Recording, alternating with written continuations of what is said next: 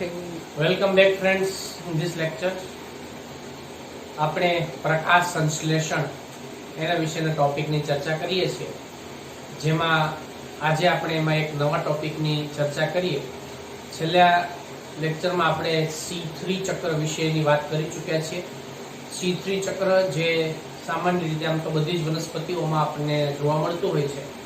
હવે એના પછીનું જે ચક્ર છે એને આપણે C4 ચક્ર તરીકે ઓળખવામાં આવે છે. બરોબર? એટલે C4 પાથવે, C4 ચક્ર અથવા તો એને C4 પાથવે તરીકે પણ ઓળખવામાં આવે છે અને એને હેચ સ્લેક ચક્ર તરીકે પણ ઓળખવામાં આવે છે. તો આ રીતે અલગ અલગ પ્રકારના જે નામ છે એ C4 પાથવે માટે આપવામાં આવેલા છે. બરોબર? હેચ અને સ્લેક નામના વૈજ્ઞાનિક જે છે એના દ્વારા એનું જે શોધ કરવામાં આવેલી, એટલા માટે એના નામના આધારે એનું નામકરણ જે છે એ કરવામાં આવેલું છે. હવે સૌથી પહેલા તો આ જે મેં હમણાં તમને જે વાત કરી કે ભાઈ બે વૈજ્ઞાનિક, જેમાં હેચ અને સ્લેક નામના જે બે વૈજ્ઞાનિક છે એના દ્વારા આ ચક્રની શોધ જે છે એ કરવામાં આવેલી છે. બરોબર? તો આ જે પાથવે છે એ પાથવે ની શોધ એ હેચ અને સ્લેક નામના વૈજ્ઞાનિક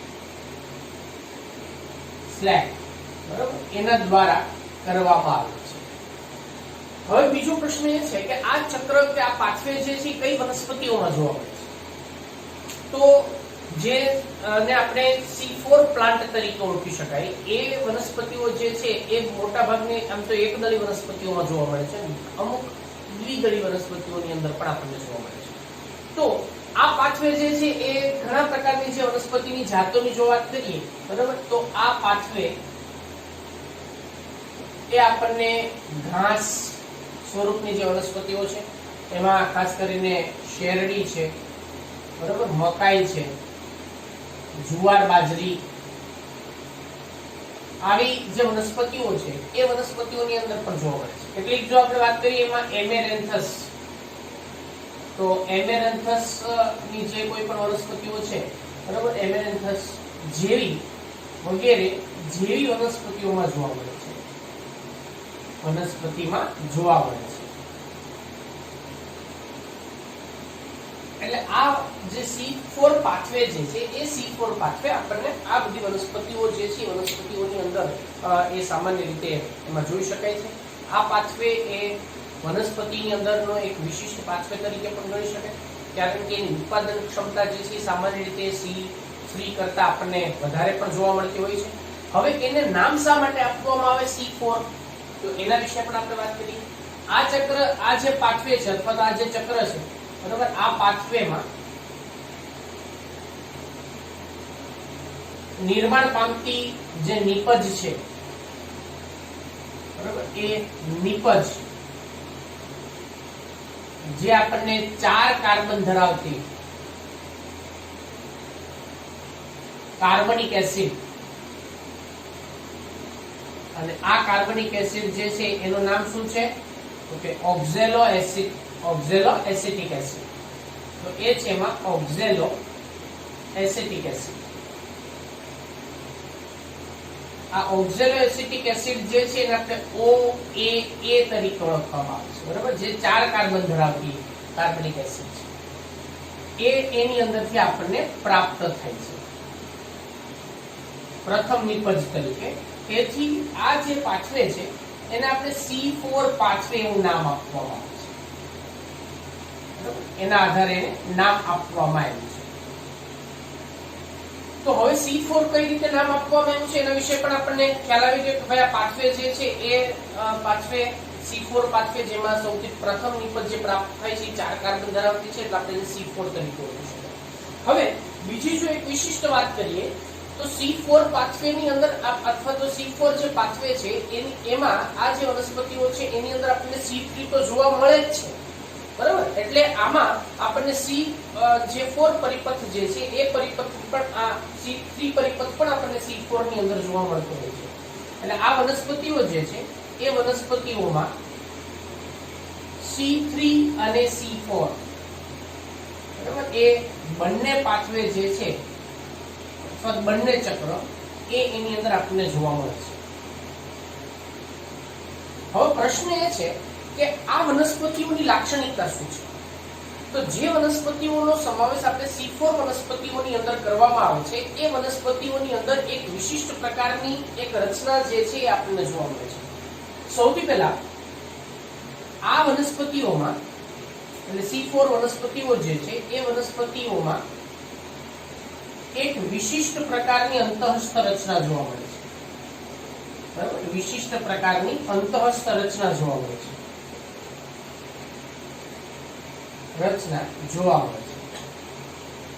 અને એક બીજી લાક્ષણિકતા એ છે કે તે વનસ્પતિ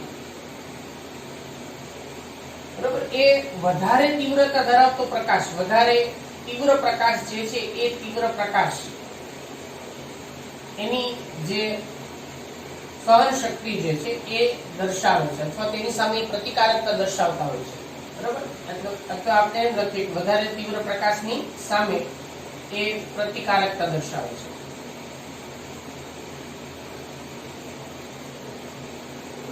તો આ પ્રકારની જે લાક્ષણિકતા છે એ લાક્ષણિકતા આપણને આ વનસ્પતિઓ જે છે એની અંદર જોવા મળે છે. બરાબર, બીજું આપણે જો વાત કરીએ કે જે ઊંચું તાપમાન જે છે એ ઊંચું તાપમાન પણ સહન કરી શકે છે. બરાબર, એ પણ એ સહન કરવાની ક્ષમતા ધરાવે છે. તો આવી લાક્ષણિકતા જે છે એ લાક્ષણિકતા આપણને આ C4 વનસ્પતિઓ જે છે એ વનસ્પતિઓની અંદર એમાં જોવા મળતી હોય છે. અને બીજી એક વિશિષ્ટતા એ છે કે આની જે ઉત્પાદકતા છે એટલે આની અંદર જે ઉત્પન્ન થતા જે શર્કરાનું પ્રમાણ છે ને એ C3 કરતા પ્રમાણમાં વધારે હોય છે. કારણ શું છે? કારણ કે એની અંદર C3 અને C4 બંને આપણને જોવા મળે છે એટલા માટે. એટલે તેમાં C3 વનસ્પતિ કરતા એની જે ઉત્પાદકતા છે એ ઉત્પાદકતા કેવી હોય છે? તો કે વધારે મળે છે. બરાબર, આ એની લાક્ષણિકતા. હવે આપણે વાત કરશું એમાં વિશિષ્ટ પ્રકારની અંતઃસ્થ રચના વિશે. તો આ જે વનસ્પતિઓ છે એ વનસ્પતિની અંદર ખાસ કરીને આપણે જે વાત કરીએ કે ભાઈ એકદળી વનસ્પતિના જે પર્ણ છે એ એકદળી વનસ્પતિના પર્ણની અંદર આપણને એક વિશિષ્ટ પ્રકારની પેશીય રચના જોવા મળે છે જેને આપણે ક્રેન્જ પેશીય રચના તરીકે ઓળખવામાં આવે છે. એટલે આ જે વનસ્પતિ છે એ વનસ્પતિની અંદર આપણને ક્રેન્જ એનાટોમી અથવા તો ક્રેન્જ પેશીય રચનાઓ જોવા મળે છે. એટલે આ વનસ્પતિઓના પર્ણમાં અથવા તો પર્ણની અંતઃસ્થ રચનામાં ક્રેન્જ પેશીય રચના જોવા મળે છે. ક્રેન્જ પેશીય રચના બરાબર એ એની અંદર આપણને વિશિષ્ટ રીતે જોવા મળે છે. હવે અહીંયા આપણે જે વાત કરી કે ભાઈ આ ક્રેન્જ પેશીય રચના જે છે એ છે શું? તો ક્રેન્જ પેશીય રચના જે છે ને એક વિશિષ્ટ પ્રકારની ગોઠવણી છે. એટલે કે એમાં જે વાહક પેશી હોય, વાહક પેશીની ફરતે આપણને ફૂલકંચુકીય કોષોની રચના જે છે એ આપણને જોવા મળતી હોય છે. આકૃતિના આધારે જો આપણે વાત કરીએ તો એમાં ધારો કે આપણે એમાં આ ઉપરના ભાગે જે અધિસ્તરની રચના છે એકદળી વનસ્પતિના પર્ણની અંતઃસ્થ રચનાની આપણે વાત કરીએ છીએ. બરાબર, આ એની અંદરની અધિસ્તરીય રચનાઓ છે. એમાંના જે કોઈ પણ વાહિકુલ છે એ વાહિકુલની આપણને રચના જોવા મળે છે. એમાં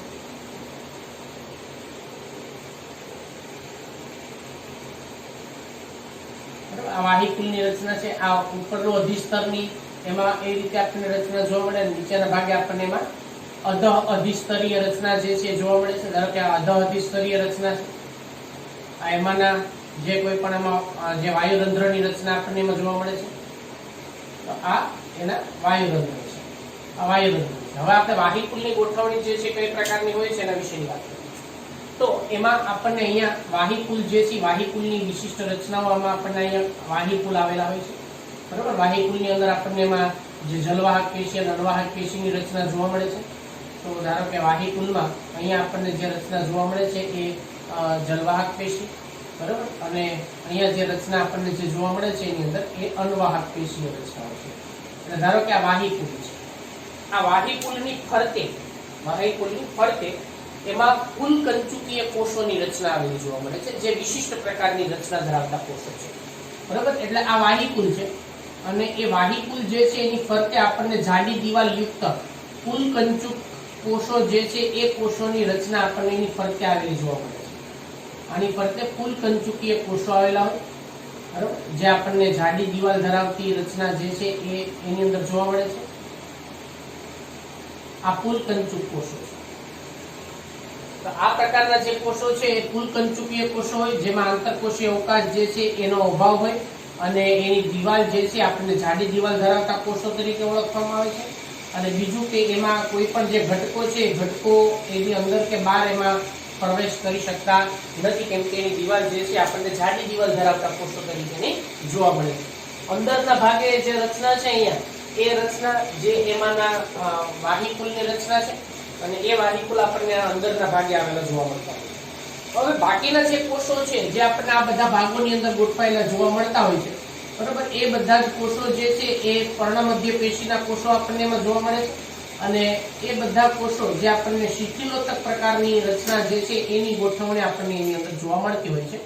તો આ ગોઠવણી એ એમાંની શિથિલોતક પ્રકારના કોષોની જોવા મળતી હોય છે, બરાબર. આ શિથિલોતક પ્રકારના કોષો જે છે એની અંદરની જે રચના જે છે એ આપણને એમાં જોવા મળે છે. હવે અહીંયા આપણને એની અંદર જે હરિતકણ જે છે એ હરિતકણ અહીંયા આપણને આમાં આવેલા જોવા મળતા હોય છે. તો આ પ્રકારની જે અંતઃસ્થ રચના છે એને આપણે ક્રેન્જ પેશીય રચના તરીકે ઓળખવામાં આવે છે. તો ક્રેન્જ પેશીય રચનાની અંદર તો આ એમાંના આવેલા જે એમાં મધ્ય પર્ણ પેશીના જે કોષો છે, બરાબર, મધ્ય પર્ણ પેશી એના કોષોની રચના આપણને જોવા મળે છે. આ જે કોષો છે એ એની અંદરના પુલ કંચુકીય કોષો છે અને પુલ કંચુક કોષો, બરાબર, જે મેં વાત કરી એમ કે જાડી દિવાલ ધરાવતા હોય અને આંતરકોષીય અવકાશ એની અંદર એમાં નથી જોવા મળતો, અને બીજું કે એ પ્રવેશશીલતા જે છે એને દર્શાવતા નથી, બરાબર. અને અંદરના ભાગે અહીંયા જે આપણને રચના જોવા મળે છે એ એમાં વાહિકુલની રચના છે. તો આ એની અંદરના વાહિકુલ છે. તો આ રીતે એમાં આપણને વિશિષ્ટ જે ગોઠવણી છે એ ગોઠવણી વાયુરંધ્ર જે અહીંયા વાયુરંધ્ર એ અધિસ્તર, અધ અધિસ્તર અને ઉપરી અધિસ્તરમાં વાયુરંધ્ર, અને આ જે ગોઠવણી છે વાહિકુલ, વાહિકુલની ફરતે પુલકંચુક અને અહીંયા મધ્યપર્ણ પેશીના કોષોની રચના આપણને એમાં આવેલી જોવા મળતી હોય છે. તો આ પ્રકારનું જે ચક્ર છે એ આપણને બંને પ્રકારના કોષોમાં જોવા મળે છે. પુલકંચુકીય કોષોમાં પણ જોવા મળે છે અને મધ્યપર્ણ પેશીના કોષોમાં પણ જોવા મળે છે, બરાબર. એટલે આને આપણે વિશિષ્ટ પ્રકારની ગોઠવણી તરીકે ઓળખવામાં આવે છે. એટલે આ ચક્ર જે હરિતકણ, એટલે આપણે વાત કરીએ છીએ એમાં હરિતકણોત્તક પેશી એટલે મધ્યપર્ણ પેશીના કોષો, બરાબર, મધ્યપર્ણ પેશી એના જે કોષો છે એમાં, અને પુલકંચુક જે છે, બરાબર, એની અંદર પણ જોવા મળે છે અને પુલકંચુક માં જોવા મળે છે. એટલે બંનેની અંદર આ પ્રકારની જે લાક્ષણિકતા છે, આ પ્રકારનું જે પાથવે છે, જે ચક્ર છે, આપણને બંને પ્રકારના કોષોની અંદર જોવા મળતો હોય છે. તો હવે એમાં આપણને આ જે બંને પ્રકારના કોષોની જે રચના છે એની અંદર કઈ પ્રકારની એમાં અલગ અલગ પ્રકારની બાબતો જે છે એ દર્શાવાતી હોય છે, તો એના વિશેની એમાં આપણે ચર્ચા કરીએ. તો હવે આ બે પ્રકારના કોષોની અંદર થાય છે, બરાબર. કયા કયા? તો કે હરિતકણોત્તક પેશીના કોષો જે છે એની અંદર પણ, અને પુલકંચુકના કોષો અને વાહક પેશીની રચના જોવા મળતી હોય છે. હવે આખી પ્રકારની જે ગોઠવણી છે એ પ્રક્રિયામાં કઈ રીતે આપણને થતી જોવા મળતી હોય છે એના વિશેની વાત કરીએ. તો અહીંયા આપણે શું વાત કરી કે ક્રેન્જ પેશીય રચના જોવા મળે છે. હવે જો ક્રેન્જ છે ને એક લેટિન વર્ડ છે, બરાબર, એટલે ગ્રીક શબ્દ છે. અને જે ક્રેન્જનો અર્થ શું થાય? આવરવું, ઘેરવું, એને ફરતે ગોઠવાવું. જો અહીંયા વાહિકુલને ફરતે ઘેરીને કોણ ગોઠવાયેલું છે? તો કે પુલકંચુકના જે કોષો છે એ ગોઠવાયેલા છે, એટલે આપણે એને ક્રેન્જ પેશીય રચના તરીકે ઓળખવામાં આવે છે. તો એને ક્રેન્જ પેશીય રચના શા માટે નામ આપવામાં આવ્યું છે? કેમ કે વાહિકુલની ફરતે પુલકંચુકીય કોષો જે છે એ આપણને એને ફરતે ઘેરીને ગોઠવાયેલા હોય છે, એટલા માટે આપણે એને ક્રેન્જ પેશીય રચના તરીકે ઓળખવામાં આવે છે. હવે આ પાથવે કઈ પ્રકારે જોવા મળે છે? તો એ પાથવે જે છે એના વિશેની આપણે વાત કરીએ. તો સૌથી પહેલા આ પાથવેને સમજવા માટે ધારો કે આપણી પાસે આ એક કોષ છે અને આ કોષ જે છે એ આપણે એની અંદરનો મધ્યપર્ણ પેશીનો કોષ છે. તો મધ્યપર્ણ પેશીનો કોષ એને આપણે આ ડાયાગ્રામ જોયો, કેમ કે બંને પ્રકારના અહીંયા બંને પ્રકારના કોષો એમાં ભાગ લેતા હોય છે, અને એના નીચેના ભાગે, બરાબર, તે આપણને શું જોવા મળે છે? તો એના નીચેના ભાગે આપણને આવેલું હોય છે. અહીંયા આપણે વાત કરીએ મધ્યપર્ણ પેશી. હવે એના પછી એમાં જોવા મળે છે પુલકંચુકીય કોષો. બરાબર, તો આ પુલકંચુકીય જે કોષો છે એની રચનાની આપણે વાત કરી. હવે બીજું એની નીચે આપણને એ વાહક પેશીની રચના જોવા મળે છે. તો આ એમાંના જે કોષો છે અહીંયા જે આવેલા હોય, બરાબર, એ વાહક પેશીય કોષો. અહીંયા જલવાહક પેશી, અણવાહક પેશી એના કોષો આપણને જોવા મળે છે. તો આ રીતે જે કોઈ પણ એમાં પેશીય રચનાઓ જે છે એ પેશીય રચનાઓ આપણને ગોઠવણી આ પ્રકારની એની અંદર થયેલી જોવા મળતી હોય છે. તો આ એમાંના જે હરિતકણોત્સક પેશીના કોષો જે છે એની રચના છે. એની નીચેના ભાગે અહીંયા આપણને જે વાત કરીએ હમણાં કે જાડી દિવાલ ધરાવતા અને પુલકંચુકીય કોષો જે છે એની રચના છે. અને આ જે છે એ આપણા શું થઈ ગયા છે એમાં? તો કે વાહક પેશી, જલવાહક અને અંડવાહક પેશીની રચના છે. એટલે કે એ આપણને વાહિકુલ તરીકે એમાં જોવા મળતા. હવે આ બંનેની અંદર એકબીજાને જોડતા જે કોષો છે જેને આપણે પ્લાઝ્મોડેસ્માટા અથવા તો જીવરસીય કે તંતુ તરીકે ઓળખવામાં આવે છે. બરાબર, તો આ બે જે કોષો જે છે, બરાબર, એની જે ગોઠવણી છે એના વિશે આપણે વાત કરીએ. આ કોષ જે છે એ કયો કોષ તરીકે દર્શાવે છે? તો અહીંયા આપણે વાત કરીએ મધ્યપર્ણ પેશીનો કોષ છે. આ મધ્યપર્ણ પેશી જે છે એનો કોષ છે. એની નીચેના ભાગે આવેલો આ કોષ એટલે પુલકંચુકનો કોષ છે. અને આપણે પુલકંચુકના કોષ તરીકે ઓળખવામાં આવે છે. અને અહીંયા જે વાત કરી આ, બરાબર, એના નીચેના ભાગે આ વાહક પેશી છે. એટલે આ છે વાહક પેશી. તો આ બે પ્રકાર આપણે વાત કરી હમણાં કે આ જે ચક્ર છે, પાથવે છે, એ હરિતકણોત્સક પેશી એટલે કે મધ્યપર્ણ પેશી અને પુલકંચુકીય કોષો જે છે બંનેમાં જોવા મળતું ચક્ર છે. બરાબર, જેમાં પુલકંચુકીય કોષોની અંદર આપણને C3 ચક્ર જે છે એ પણ આની અંદર જોવા મળતું હોય છે. તો હવે સૌથી પહેલા શું થાય છે? તો સૌથી પહેલા મધ્યપર્ણ પેશીના જે કોષો છે, મધ્યપર્ણ પેશીના કોષોની અંદર વાતાવરણમાંથી જે CO2 છે એ CO2 એમાં ગ્રહણ અથવા તેમાં સ્થાપન થાય છે. અને એ સ્થાપન કરવા માટે એની અંદરની જે આપણને 3 કાર્બન યુક્ત જે સંયોજન, જેને આપણે શું કહેશું? તો એમાં એને આપણે PEP તરીકે ઓળખવામાં આવે છે. જે 3 કાર્બન યુક્ત સંયોજન છે જેને આપણે કહીએ છીએ ફોસ્ફોઇનોલ પાયરુવેટ. તો આ PEP જેને આપણે ફોસ્ફોઇનોલ પાયરુવેટ તરીકે ઓળખવામાં આવે છે અને 3 કાર્બન યુક્ત રચના છે. આ ફોસ્ફોઇનોલ પાયરુવેટ, બરાબર, જે શું કરે છે? તો કે વાતાવરણ જે છે, વાતાવરણમાંથી એ CO2 નું સ્થાપન કરે છે. સમજો, એ CO2 નું સ્થાપન કરે છે. એની સાથે એમાં પાણીનો અણુ જે છે એ પણ એમાં ભાગ લેતો હોય છે. બરાબર, તો CO2 ના સ્થાપનની પ્રક્રિયા આપણને જોવા મળે છે. અને એના માટે PEP કાર્બોક્સાઇલેઝ નામનું એક ઉત્સેચક જે છે એ એની અંદર એમાં એને મદદ કરે છે. બરાબર, કયો ઉત્સેચક છે? તો કે PEP કાર્બોક્સાઇલેઝ. તો અહીંયા કાર્બોક્સિલેશનની પ્રક્રિયા થાય છે. કાર્બોક્સાઇલેઝ ઉત્સેચક જે વાતાવરણમાંથી જે CO2 છે, CO2 નું સ્થાપનની પ્રક્રિયા થાય છે.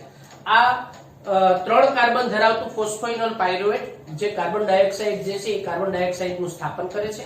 અને એનાથી મળતી સૌથી પહેલી નિપજ શું થશે? આપણે વાત કરીએ ઓક્ઝેલો એસિટિક એસિડ. અને એ કેટલા? તો કે એ હશે 4 કાર્બન ધરાવતું પહેલું સંયોજન એમાંથી પ્રાપ્ત થાય છે. તો સ્થાયી સંયોજન જે આપણને એમાં OAA, બરાબર, જે આપણને 4 કાર્બન ધરાવતું કાર્બનિક એસિડ છે એને આપણે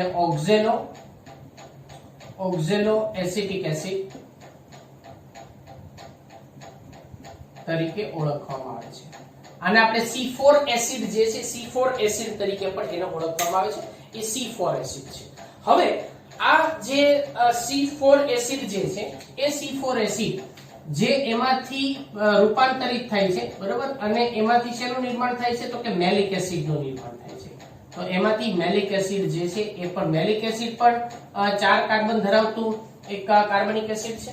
અને એના માટે ઉત્સેચક જે છે એની અંદર કામ કરતો હોય છે જેને આપણે ટ્રાન્સ એમિનેઝ મેલેટ ડાયહાઇડ્રોજિનેઝ તરીકે ઓળખવામાં આવે છે. તો અહીંયા એક ટ્રાન્સ એમિનેઝ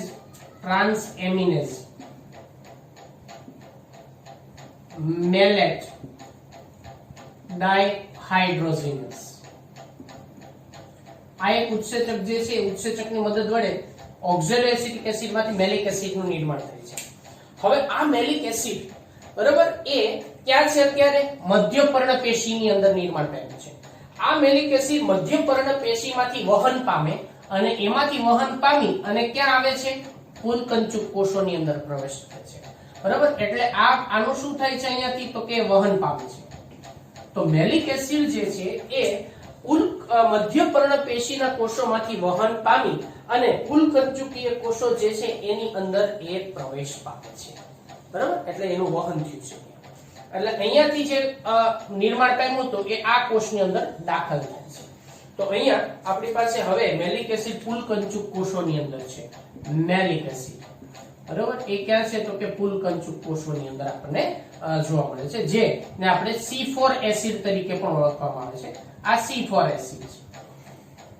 હવે આ જે મેલિક એસિડ છે એ મેલિક એસિડ ની અંદર ડી કાર્બોક્સાઇલેઝ એક ઉત્સેચક દ્વારા એમાં કાર્બન ડાયોક્સાઇડ દૂર થાય છે.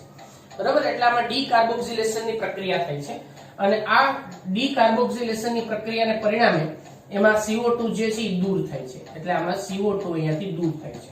એક ઉત્સેચક એમાં ભાગ ભજવે છે જેને આપણે ડી કાર્બોક્સાઇલેઝ તરીકે ઓળખવામાં આવે છે. તો ડી કાર્બોક્સાઇલેઝ આ ઉત્સેચક જે છે એ અહીંયા CO2 ને દૂર કરે છે.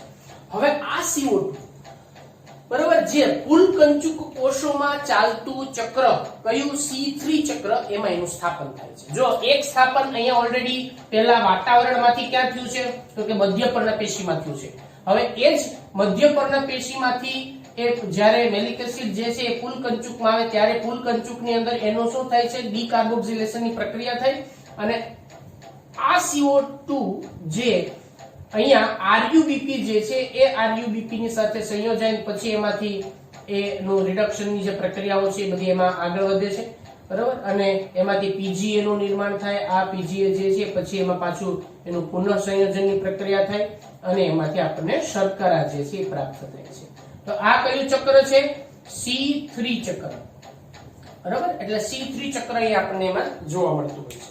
હવે આ મેલિક એસિડ જે છે એ મેલિક એસિડ ડીકાર્બોક્સિલેશનની પ્રક્રિયા જે છે એને પરિણામે મેલિક એસિડ જે છે એનું પાયરુવિક એસિડમાં ફરીવાર રૂપાંતરણ થાય છે. તો આ પાયરુવિક એસિડમાં રૂપાંતરણ થાય. પાયરુવિક એસિડ જે છે એ પણ C3 એસિડ છે, પણ 3 કાર્બન ધરાવતું કાર્બનિક એસિડ છે અને આ પાયરુવિક એસિડનું ફરીવાર વહન પામી અને પુલકંચુકમાંથી ક્યાં જશે મધ્ય પર્ણપેશીની અંદર ફરીવાર એ વહન પામે છે. તો પાયરુવિક એસિડ ફરીવાર વહન પામે અને વહન પામી બરાબર અને એ ક્યાં આવે છે તો એ દાખલ થાય છે મધ્ય પર્ણપેશીના કોષોમાં. શું પાયરુવિક એસિડ. તો અહીંયા આ પાયરુવિક એસિડ જે છે એ ફરીવાર આમાં દાખલ થાય છે.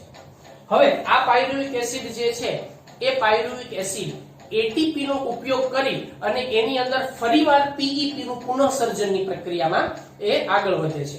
તો અહીંયા આ પ્રક્રિયા જે છે પાછી અહીંયા ATP નો ઉપયોગ થાય છે. યાદ રાખજો અહીંયા એક ATP જે છે ATP નો ઉપયોગ થાય છે. બરાબર અને એમાંથી AMP+2PI બરાબર એમાંથી મુક્ત થાય છે અને અહીંયા પુનઃસર્જનની પ્રક્રિયા થઈ. કોના ફોસ્ફોઇનોલ પાયરુવેટના પુનઃસર્જનની પ્રક્રિયા થઈ અને એના માટે પાયરુવેટ ફોસ્ફોકાઇનેઝ નામનો એક ઉત્સેચક ભાગ લે છે. પાયરુવેટ ફોસ્ફોકાઇનેઝ આ ઉત્સેચક જે છે એમાં ભાગ લે છે અને ATP નો ઉપયોગ કરી અને એ ફોસ્ફોઇનોલ પાયરુવેટ નું નિર્માણ કરે છે. તો આ રીતે ફરીવાર આનું જે પુનઃનિર્માણની પ્રક્રિયા છે બરાબર આ આખી પ્રક્રિયા જે છે શેની થઈ તો કે PEP એનું પુનઃનિર્માણની પ્રક્રિયા થઈ. પુનઃનિર્માણ તો આ રીતે એમાં ફોસ્ફોઇનોલ પાયરુવેટ જે છે એ એમાં પુનઃનિર્માણ પામતું હોય છે. તો આખું જે પાથવે છે એ ફરીવાર આપણને જ્યાં હતા ત્યાં ને ત્યાં એમાં પહોંચી ગયા છે અને અહીંયા જે આપણે વાત કરી કે ફોસ્ફોઇનોલ પાયરુવેટમાંથી ઓક્ઝેલોએસિટિક એસિડ એમાંથી મેલિક વહન પામી અને પુલકંચુકમાં C3 ચક્ર જે છે એ પણ એમાં પેરેલલ ચાલુ હોય છે. એટલે આપણે C4 અને C3 બંને એમાં જોવા મળે છે. એટલે આપણે અહીંયા શું વાત કરી છે કે એની ઉત્પાદકતા જે છે એ ઉત્પાદકતા આપણને સામાન્ય રીતે C4 પાથવેમાં ઉત્પાદકતા C3 પાથવે કરતા આપણને પ્રમાણમાં કેવી મળે છે તો કે વધારે પ્રાપ્ત થતી હોય છે. બરોબર. એટલે આ પ્રકારની જે રચના છે એ રચના આખી આપણને એમાં જોવા મળે છે અને આ હેચ સ્લેક નામના વૈજ્ઞાનિક દ્વારા આપવામાં આવેલું ચક્ર જેને આપણે હેચ સ્લેક ચક્ર તરીકે ઓળખીએ છીએ. એટલે આ રીતે એમાં ઓક્ઝેલોએસિટિક એસિડ જે એમાં 4 કાર્બન વાળું સૌથી પહેલું સંયોજન પ્રાપ્ત થાય એટલે આપણે એને C4 ચક્ર અથવા C4 પાથવે તરીકે ઓળખવામાં આવે છે. કમ્પ્લીટ. એટલું ખાસ સમજો કે અહીંયા આ મધ્ય પર્ણપેશી અને પુલકંચુક બંને પ્રકારના કોષોમાં આપણને આ ચક્ર જે છે જોવા મળે છે અને ક્રેન્જ એનાટોમી કોને કહેવાય? બરોબર. ક્રેન્જ પેશી રચના શું છે એ ક્રેન્જ એનાટોમી એના વિશે મેં અહીંયા તમને સમજાવેલું છે કે ક્રેન્જ એનાટોમી શું છે. તો આ એની ડાયાગ્રામેટિક રચના છે. તો આ વાત કરી બાળકો આપણે C4 ચક્ર જે છે એના વિશેની વાત કરી. બાકી આપણે આગળના લેક્ચરમાં